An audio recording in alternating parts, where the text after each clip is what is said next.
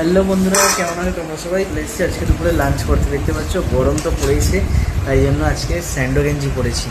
আর এখানে আমার মা খাবার দাবার বাড়ছে, দেখতে পাচ্ছ। আজকে একটা ফেমাস জিনিস, যেহেতু আমাদের আলু ভাঙা হয়ে গেছে মাঠেতে, তো তাই জন্য কুচো আলু ভাজা করেছে, দেখতে পাচ্ছ।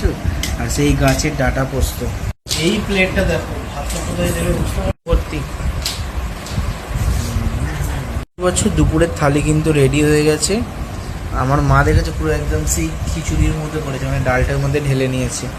তো এখানে প্রথমেই দিয়েছে হচ্ছে পাতি লেবু, গরম যেহেতু পড়েছে। তার সাথে আছে কুচো আলু ভাজা, উচ্ছে ভাজা, ভেন্ডি ভাজা, পটল ভাজা। বাবা, আমার মাছকে অনেক রকম ভাজা করেছে। ফুচকা পাঁপড় আর ঝিঙে দিয়ে আলু দিয়ে ডাঁটা দিয়ে পোস্ত। ঝিঙের থেকে আলুর থেকে ডাঁটা বেশি। স্যালাড আর হচ্ছে পাতলা করে, পাতলা নয় ঘন বিবলির ডাল। আর এই বিবলির ডাল দিয়ে খেতে কিন্তু অসাধারণ লাগে, পাতিলেবু দিয়ে মেখে। কারা কারা বিবলি ডাল খেতে পছন্দ করো অবশ্যই একটা লাইক করো আর কমেন্ট করে জানিও। আর তোমাদের বাড়িতে কি রান্না হচ্ছে অবশ্যই কমেন্ট করে জানিও, কি খাওয়া দাওয়া করলে দুপুরে। চলো তোমাদের সাথে আবার পরে কথা হবে।